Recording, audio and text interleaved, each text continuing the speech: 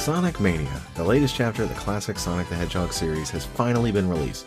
The game is a true love letter to the Sonic games of old, and it almost makes us forget the hard times. Sonic fans have had it rough, with the roller coaster of emotions each time a new game is released. Will it be good? Will it be awful? It's usually awful, but sometimes not so awful. But have no fear, fans of the Blue Glare. Sonic Mania takes all those years of hardship and throws them away, coming back to the true origins of our favorite spiny mammal, and reminding us just what made a Sonic game good. Yeah, if you couldn't tell, I liked this one.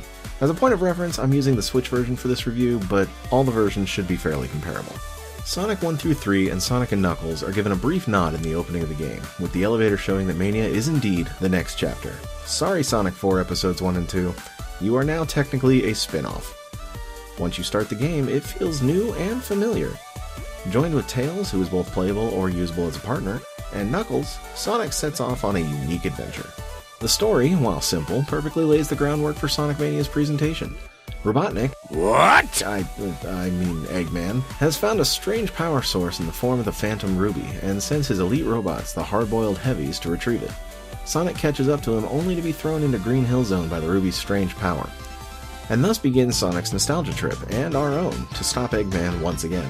If you like the graphics of the old Sega Genesis Sonic games, then you'll love the graphics in Mania.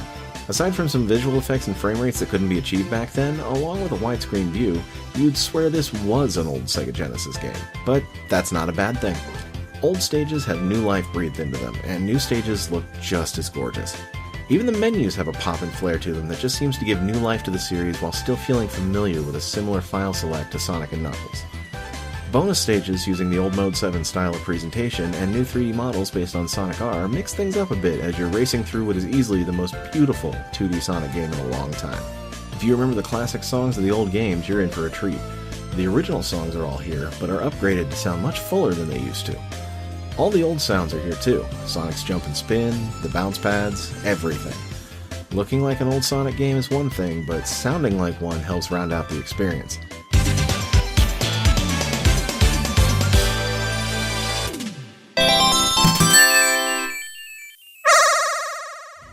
Just listening to the familiar songs and picking out the subtle extra levels of depth can distract me from the real task at hand. And even after the game goes off, I find myself humming the tunes for hours afterwards. So it looks good, and it sounds good. But does it play good? Does it play well? Controls are simple. Move, jump. Those are your buttons.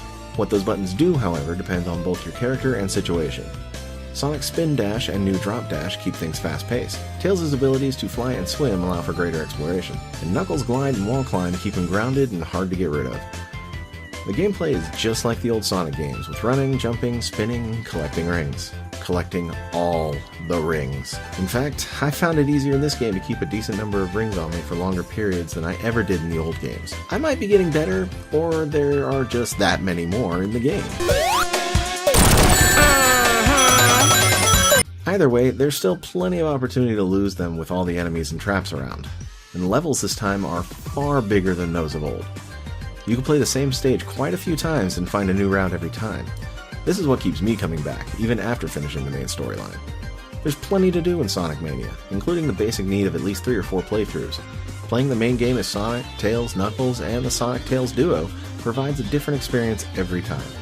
Another thing that keeps me coming back are the unlockables.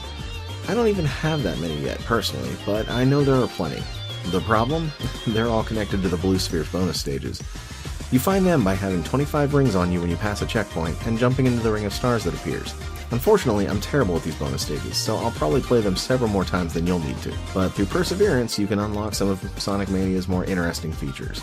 The the ability to use some of Sonic's more unique abilities from his other games, play a standalone version of Dr. Robotnik's Mean Bean Machine, or even just have Knuckles tag along as your partner are all available, given you can tolerate pushing through the Blue Sphere bonuses. You don't need to perfect every stage, just complete them, but the lack of gold medals might drive some completionists crazy.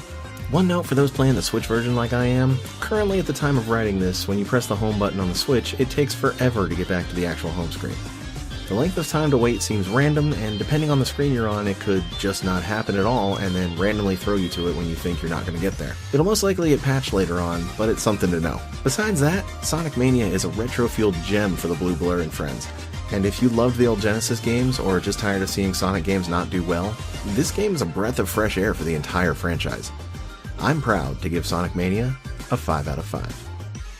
Thank you for watching Raven Review. If you enjoyed this video, be sure to like, comment, subscribe, and share it around if you want to see more. Check out some other videos I've done here, and be sure to catch me on Twitch when I stream Monday through Saturday at 8 p.m. Be sure to follow me on Twitter at MarcusRaven86 for stream announcements and updates, and as always, thank you for playing, and I'll see you next game. Bye-bye!